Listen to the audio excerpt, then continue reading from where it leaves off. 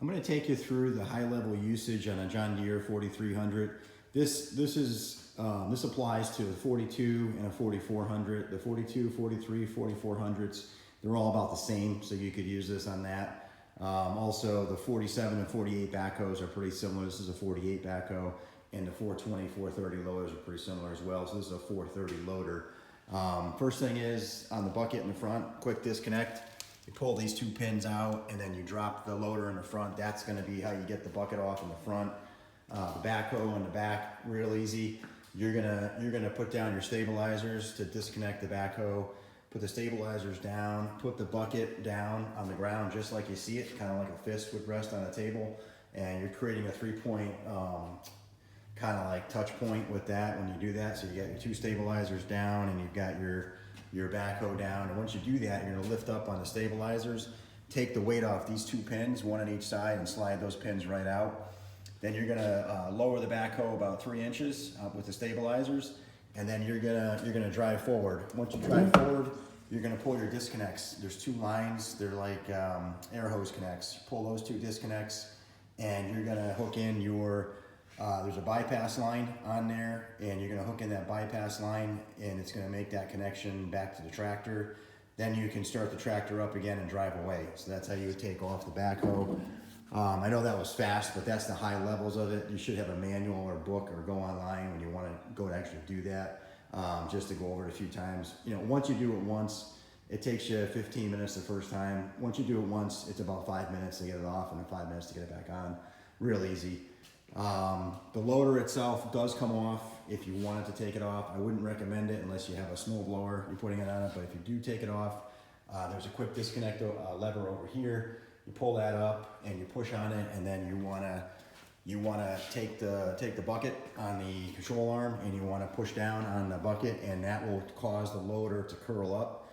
Once the loader curls up, you can actually drive back a couple feet and then pull the lines on it. You're gonna quick disconnect the lines right here, and you're gonna drive away from the loader. So that's also something you wanna look at your manual and kind of get comfortable with that before you do it. But that's a high level. It's about 5-10 minutes, maybe 15 the first time, and then it's about 5 minutes every other time after that. So getting into how do you use the machine more, loader arm, control arm is here. Left and right is for the bucket curl, and forward and backward is for the loader up and down. When you go all the way forward and you click it in, that's your float on the loader. That is used for back grading. If you want to float the bucket, you pull back on it, it pops right back out. You've got your transport lock on the loader. This is something you can use when you transport if you don't want the loader to move.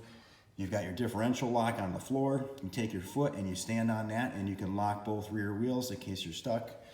You've got your 3-point hitch up and down arm right here. So you pull that forward, the hitch goes down, you pull it back, the hitch goes up. You've got your rear PTO engagement, which is this guy here. You pull that forward, the PTO is engaged, and you'll see a light on the dash light up on the left that says PTO is on. You've got your static throttle, which is this guy here. You've got your lights and hazards are all in that one switch. That, something to be aware of is that when the key is out, that's active. So if you leave this on and you walk away, it's gonna kill the battery. So make sure your lights are always off.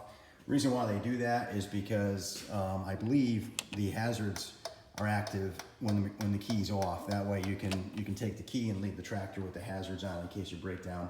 I'm not really sure why they do that. There's probably an even better reason that I know of, but again, make sure if that's on, you turn it off when you get off the machine because it'll kill the battery. You've got your steering wheel adjustment lever. You pull this out to unlock the steering wheel, and then you're just gonna pull on it or push on it to get that wheel to pivot. There's a joint in there, and you can adjust the wheel. You've got your brakes in the back. The left and the right are usually tied together with this lever right here. Most people just leave it that way, but if you wanna undo that, you can use the left or the right brake independently to turn faster. You've got your dynamic throttle, that's your gas pedal on the ground. So you're gonna go faster or slower or change the RPMs with that if you want to when you're driving. You've got your 3-point hitch drop speed. That's what that does. The more you go in, the faster the hitch drops. The more you turn it out, the slower the hitch drops. Or vice versa, right? I think it's, you turn it out it drops faster. You turn it in, it drops slower. You've got your seat adjustment. This is the spring tension on the seat suspension. So if you're a larger person, you want to go stiffer with the spring, or a smaller person, you go lighter, and that's adjustable there. You just turn it with your hand. You've got your parking brake. That's your parking brake right there, just like a car. You've got your four-wheel drive on and off right there. And you have, on this one, it's the sync reverser. So it's got a clutch, right? There's a reverser on the column, which is this guy over here. That's the reverser handle. That's for forward and reverse. And then the gears, which are all synchronized, are over here. You've got a gear selector. You can change gears on the fly, but just put the clutch in first, and you can change your gears just like a car. So you can go first, second, third, fourth without coming to a stop. When you change ranges, that's when you have to stop. Don't try to change ranges when you're moving. That's a stop only handle. A, B, and C, and that's 3 different ranges, 3 different speeds. Usually you keep it in B, and you're about third gear on the gears. That's typical. So B in third gear, you'll find that's the most common one that you're going to use. And again, when you go to change gears, you can be in motion. That's the synchronous part of the transmission. But don't be in motion when you change ranges, okay? And if you want to go in reverse, you put the clutch in, you can be rolling. You don't have to come to a stop, and you can slowly let the clutch out, and then you can continue in either direction. Your clutch is over here on the left. That's just like a car. And that is pretty much the entire thing. There's a hazard switch over here for your hazards and for your turn signals. Sorry, not your hazards, your turn signals. Left is down, right is up. And then your dash, there's a bunch of gauges, a bunch of lights. You've got your fuel on the left, your temperature on the right, your tachometer in the center, hour meter on the bottom, it's digital, battery light, parking brake light, glow plugs. You have your cruise control, and you have your PTO. To get the glow plugs on the machine, turn the key once, push it in. You'll see the glow plug light up. See that? I'm pushing it in. I'm letting it go.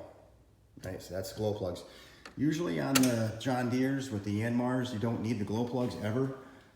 If it's really cold out and you live in a cold area, you can engage that for 10-20 seconds. It'll help start the machine. That's really mostly not needed on the Yanmars, on the older ones, but that's what it's for. If it's cold, it gets the heat to the cylinder. It helps start the machine. You've got the hood release over here. When you put the hood up, there's a lever in the center towards the gas, and you're going to want to put that lever in before you pull the hood down. That's a big thing that people forget, and they try to close the hood and think it's going to just close and pop down by itself, and it breaks it, right? So there's a lever in here underneath the hood that you have to push on, which then releases it to close it. So keep that in mind. Gas caps in here for fuel, diesel, obviously. Battery is underneath this guy, the grill. You can pop the hood. There's 2 tabs. You can get to the battery if you need to. And you have a oil check for your front axle. You're going to check that oil. It's a little stick, and it has a amount of oil on there, and it shows where it should be full. And then there is a oil fill in the back for the hydraulics. That guy right there. And to check the hydraulic fluid level, there's a sight glass. You can't see it right now, but it sits right next to the PTO on the machine. And the hydraulic oil should be right in the center of that sight glass when the machine's off. Okay, so that's important, because if it's over the sight glass, you don't know how overfilled it is. And if it's too overfilled, you can damage the machine and all the seals. And if it's underfilled, obviously that's bad, because there's not enough fluid in there to run the machine properly. So again, right in the center with the machine off, and the sight glass is right next to the PTO, and it's the fill spot is right there, that yellow cap. Machine holds a lot of oil. So if you're not seeing oil on the sight glass, the machine holds like 10 gallons, probably more than that with the backhoe. Could be like 12 gallons in there. So go get yourself at least 2.5 gallons, and then put in a good half gallon and check it, right? Put in a half gallon again, check it. You don't want to go over, because then your sight glass, you can't tell how much you're over by. That is pretty much the high levels, the backhoe. Now you got your stabilizers here.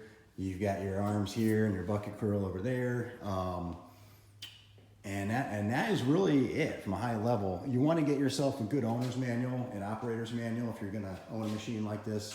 But that should give you a good start if you're going to buy a machine. The 4300 and the 42 and the 44, they're about the same on how to operate the machine, initially until you get comfortable. And if you have any questions, just reach out on my channel.